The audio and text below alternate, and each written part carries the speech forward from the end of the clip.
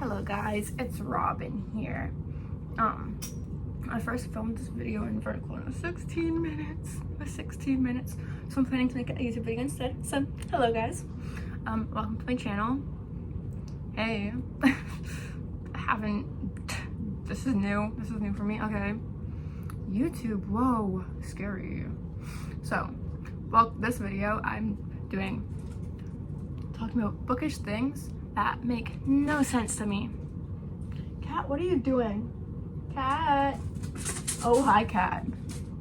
She's zooming. She has zoomies. Okay. So first thing that makes no sense to me is Call Me by Your Name. I don't remember who it's by, but I read it a few years ago, maybe 2 years ago, as an audiobook, and I rated it, I think, 2 stars. If I went back, I'd probably rate it 1, maybe 1.5. I don't understand it. I did not like the book, and I see a bunch of people that seem to like it. I'm just like, did we read the same book? I mean, I read it as an audiobook, so there could be some things I'm missing here, but I didn't like it. It makes no sense to me. That book makes no sense to me. And then another thing that makes no sense to me is owning multiple copies of one book. Like, if you have like your original book that you got, and then you got to meet the author in person and got like a signed edition, like a signed book, then that makes sense to me. But if you own it's when people own over 5 editions of a book, especially if it's over 10, then it makes no sense to me. Overconsumption final boss, dare I say overconsumption final boss. Like, why? And a bunch of people that do that, like, have over 10 copies of one book, and they have copies in languages they don't even speak, just to have more copies. Overconsumption final boss. We do not need that many copies of one book. You don't need it. And then another thing that makes no sense to me is unnecessary spice. Don't get me wrong, I love a good spicy book. I love a good spice. However, when it's the majority of the book that is spice, and most of that spice isn't contributing to the story development and the character development, then it doesn't make sense to me. An example, I haven't read this though, I haven't read any Sally Rooney books, but apparently she uses spice to like show like the abuse and trauma and like domestic violence in relationships, which makes sense to me. That's a good thing. But that spice there makes sense. Or like spice to show like development in the relationship, like their first time together, makes sense to me. Oh, we just got engaged and now we're having sex, makes sense to me. Oh, we just got married and now we're having sex, makes sense to me. Or like, holy shit, you almost just died, but we're alive. That having sex there makes sense to me. Breaking up and getting back together, sex makes sense to me there. But when it's there just to be there, it doesn't make any sense. It makes no sense. It's not needed. Why are we adding unnecessary spice where it's not needed? Sorry, my iPad's falling. And then another thing kind of similar to that is how we're prioritizing lust over love, and there's no fucking yearning. Why am I reading a romance book with no yearning? Why am I reading a romance book with no yearning? Make it make sense. Why is there no yearning? Example A, Six of Crows. I have Crooked King because I'm currently reading it. Six of Crows has amazing yearning, and it's not even a romance book. Like, there's no romance in it, but their yearning is amazing. The yearning is amazing. But then I read a romance book, and there's no yearning. It's been like 2 years since I read this book, so I don't remember if there's yearning in this or not specifically, but Why am I reading a romance book with no fucking yearning? Why does dark romance have more yearning than contemporary romance does at this point? Make it make sense. Make it make sense. Why does Hunting and Haunting Adeline have more yearning than contemporary romance? Why does Hunting Adeline have more love than contemporary romance does? Like, yes, it has a fuck ton of lust too, but it has love. Like, example A is Zayd took the time to remember Addie's favorite ice cream flavor, and he got it for himself too, even though he says it tastes like fucking toothpaste, because it's her favorite flavor. And if she loves something, then he's going to love something too. Like, why is that in dark romance but not in contemporary romance? Like, where's the yearning? Where's the yearning? Where's the love? Why is it only lust? And then the fairy smut hype also makes no sense to me. Like, ACOTAR, Throne of Glass doesn't really have any, but like, we're counting it anyways. But like, ACOTAR, why is the hype for fairies? ACOTAR is the only fairy smut I've actually read, because I don't care for fairy smut. But why is the hype around fairy smut so insane? Like, I try to go on Book Talk to get some book recommendations, and everyone's like, fairy smut, have you read this book? Have you read this book that has fairy smut in it? I don't want fairy smut. Why is the hype around fairy smut so insane? Please, I don't want the fairy smut. If you guys like fairy smut, that's fine, but like, the hype's a little insane, don't you think? Like, it gets to a point where the hype's just too much. And then similar to that is Fourth Wing. Fourth Wing makes no sense to me. Why is it so popular? Like, genuinely, why is it so popular? I've read Fourth Wing, I've read Iron Flame, I'm less than 100 pages into Onyx Storm. I hate it.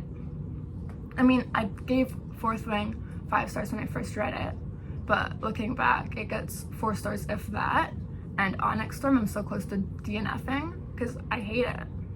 I just hate it. Why is the hype so insane? And then Iron Flame, the second one, got like 3 stars from me. Genuinely, why is the hype so insane? Why are people so obsessed over half-assed, mediocre books? This hype can go towards better stuff. And then similar thing to that, Colleen Hoover. I've never read any Colleen Hoover books, but from my understanding, the author sucks. The books suck. The author's a very problematic, horrible person, and so are the books that she writes. Like, the books reflect her, and no bueno, not good. They suck. They suck. But like, people are going insane. Like, the majority of the people I see in Book Talk, luckily, don't support Colleen Hoover and hate Colleen Hoover. But then again, there are still quite a few people that are like, oh my god, I love Colleen Hoover. And the same people that hate Colleen Hoover are like, don't buy Colleen Hoover's books, she's a horrible person. Love Sarah J. Maas and Rebecca Yarros, and they're like, gang, reading's not political, let me read what I want to read. I'm like, okay, so you'll cancel authors that you don't like, but the minute an author you do like is problematic, then you're going to read them and be like, don't cancel authors, separate art from the artist. You can't separate the art from the artist, especially not while they're alive, because everything that you, like, all the money that you put towards that, they get. So you can't be saying, I support the art but not the artist, while financially supporting the artist. Like, yeah. And then, on a similar note, is Book Talk drama. Book Talk drama makes no sense to me. Almost every single time I go on Book Talk, there's drama. Why do we need so much drama? The drama is a bit extra, it's a bit much. We don't need it. We don't need the drama. We don't need the drama. Who said that? Oh wait, I said that. We don't need the drama. And then, smut covers. They make no sense. Example. My eyeliner fell. Example A. Icebreaker. This is smut. This is smut. It's just smut. I barely remember any plot because the plot was just smut. But like the cover is cartoon. That's my issue. Well, like, I love cartoon covers, don't get me wrong. But when the cartoon cover has there's no way to know that this book is smut. Children are picking up this book and reading it because they don't know they're smut. And then on a similar note, because I was inspired to make this video by someone on TikTok, I'll put a picture of her profile somewhere, said that she doesn't understand shirtless men on book covers. It's ugly. I hate it. I agree. I hate it. I hate shirtless men on book covers. I'm not going to buy it if there's a shirtless man on my cover. I don't want him there. But cartoon covers for smut are just as bad. They're just as bad. They're just as bad. And another thing I don't understand is linear plot hate. I feel like I don't understand how people can hate non-linear plots so much. Because Six of Crows is a non-linear plot. There's multiple POVs, there's flashbacks. Sometimes the POVs that are right after each other don't happen sequentially. Is that the right word? Like right after,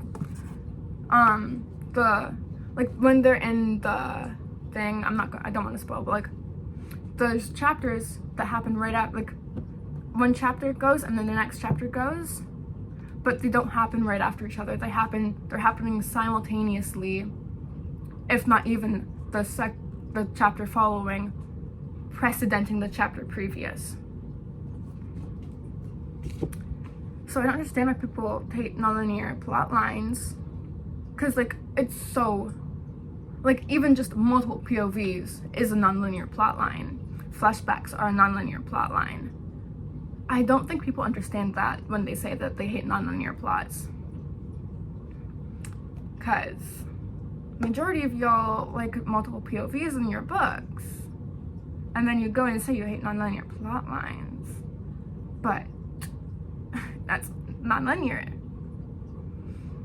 And then elitism in the bookish community. I'm not sure if elitism is even a word, but we're rolling with it. We're going to say it is. I don't understand the elitism in the bookish community, because people will be like, oh, if you haven't read Icebreaker, you're not a book talk person. Oh, if you haven't read Seven Husbands of Evelyn Hugo, you're not in the book talk community. Oh, if you haven't read at least one Colleen Hoover book, even though we hate her, you're not part of the book talk community. That's fucking elitist. I don't understand it. Let people read what they want to read. We don't need to have the same likes and opinions on books. Please and thank you. Let us read what we want to read. Gang.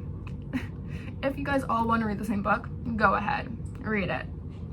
But don't get mad at people and saying that they're a fake book person or like not actually part of the book talk community because they haven't read a certain amount of book talk books. And then similar to that, still within the elitism in the bookish community, is how people are like, oh, you're not an actual reader because you haven't read this many books, or oh, you're not an actual reader, you only read audiobooks. Okay. Can we like stop the elitism anytime soon? Anytime. I'll be waiting. Can we stop the elitism? It's fucking self-entitled. Like, it's entitled and snobbish to think that you can dictate whether someone is a real reader or not based off of how many books they've read or what books they've read. Like, a romance reader that reads only romance or a fantasy reader that reads only fantasy is as much of a bookish person as someone that only reads classics. And someone that reads like 10 books a year is as much of a bookish person as someone that reads over 100 books a year. Someone that reads only audiobooks is as much of a bookish person as someone that only reads physical books. Why are we gatekeeping being part of the bookish community? This isn't the community that should be This isn't a community that should be gatekept. So why are we gatekeeping it? Why are we being elitist? Why are we being self-entitled and snobbish and telling people what they can and cannot read and whether they are or are not a reader? It's fucking dumb. And another thing I hate is resellers. Because I went to R.F. Kuang's author event, her signing. I got the book for $43 and it's signed by her. It has my name written in it by her. And it has like the Catabasis book tour stamp in it. I got that for $43. Why am I seeing people reselling it for over $100? It makes no sense. Can we just not? Can we just not? And then another thing, which coincides with book talk drama, sort of, is not thinking reading is political. Reading in and of itself is political. It always has been and it always will be. If you look back 100 years ago, reading's political. If you look back a century is 100 years. If you look back like a millennium ago, you still see that reading is political. Reading has always been political and will always be political. Reading is a form of self-expression, and self-expression is political. The government uses reading to like control the knowledge of the common people. In the past, people, like the average person, didn't know how to read, and it was only like the important people that could read. And they were able to control everything that the common people knew. And now, majority of the common people can read. Reading in and of itself is political. Nothing will ever change that. Art's political, music's political, reading's political, self-expression is political, fashion's political. Literally everything is political. Reading is political and you cannot change that. Even if you don't think your reading's political because the books you're reading aren't inherently political. I'm sorry to burst your bubble, but it's still political. Whether you read romance, Hunger Games, Six of Crows, Handmaid's Tale, fairy smut, any of it, it's all political because reading in and of itself is political. I hope you know that. I hope you know that. And another thing that makes absolutely no sense to me in the bookish community is reading a book and instantly forgetting the plot. I remember plots of books that I've read when I was 8. Now I'm 19. Why are people forgetting the plot of a book within a week of having finished it? Hi, editing Robin here. I haven't slept and it's like 8 a.m. so I look a little crusty. But I just wanted to add on, because I forgot to mention it when I was filming the video, that yes, everyone has different memories and I acknowledge that. But like within a week, within 2 weeks is fine, within 3 weeks is fine, within a month is fine, within a year is fine. But within a week, 7 days, that's like 168 hours. How? I don't know. I don't understand. I don't understand.